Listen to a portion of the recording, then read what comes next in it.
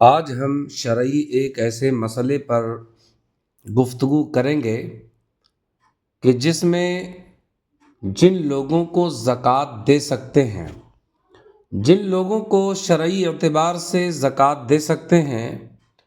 ان میں مالک نصاب کی بہو، یعنی مالک نصاب اپنے بہو کو زکوٰۃ دے سکتا ہے، مالک نصاب اپنے داماد کو زکوٰۃ دے سکتا ہے، مالک نصاب اپنی سوتیلی ماں کو زکوٰۃ دے سکتا ہے، اور مالک نصاب اپنے سوتیلے باپ کو بھی زکوٰۃ دے سکتا ہے۔ اور یہ جو سوتیلی ماں ہے، سوتیلے باپ ہیں، ان کے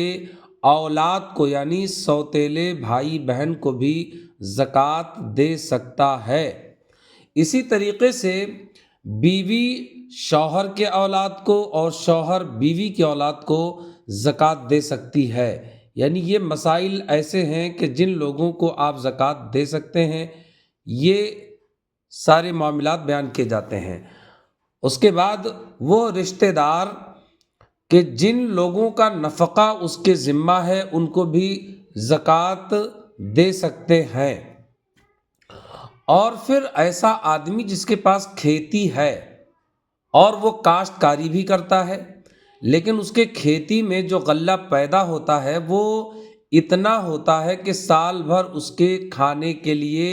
اس کے بال بچوں کے لیے کافی نہیں ہوتا، ایسے کو بھی زکوٰۃ دے سکتے ہیں۔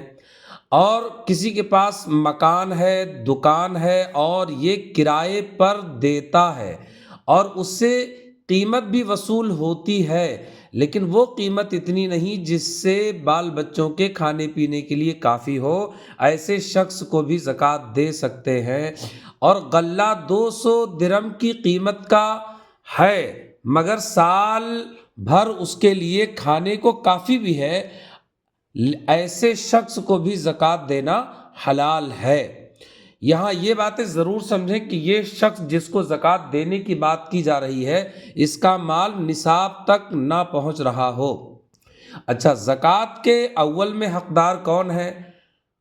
سب سے اول میں زکوٰۃ کے حقدار اس کے بھائی ہیں، مالک نصاب کی بہنیں ہیں، اس کے بھائی ہیں، پھر ان کی اولادیں ہیں، پھر چچا کا حق ہوتا ہے، اس کے بعد اس کے مالک نصاب کے زکوٰۃ پر پھوپھیوں کا،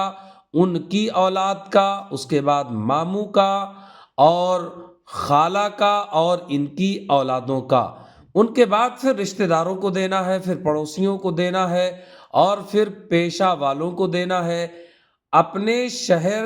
یا گاؤں میں رہنے والوں کو دینا ہے۔ اس طرح زکوٰۃ کے یہ مصارف ہیں۔ اور کن کن لوگوں کو زکوٰۃ کا مال دیا جا سکتا ہے، اس کی تفصیل بہار شریعت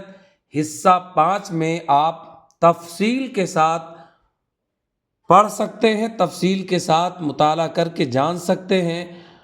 اللہ تبارک و تعالی ہمیں شریعت کا علم جاننے کی توفیق عطا فرمائے۔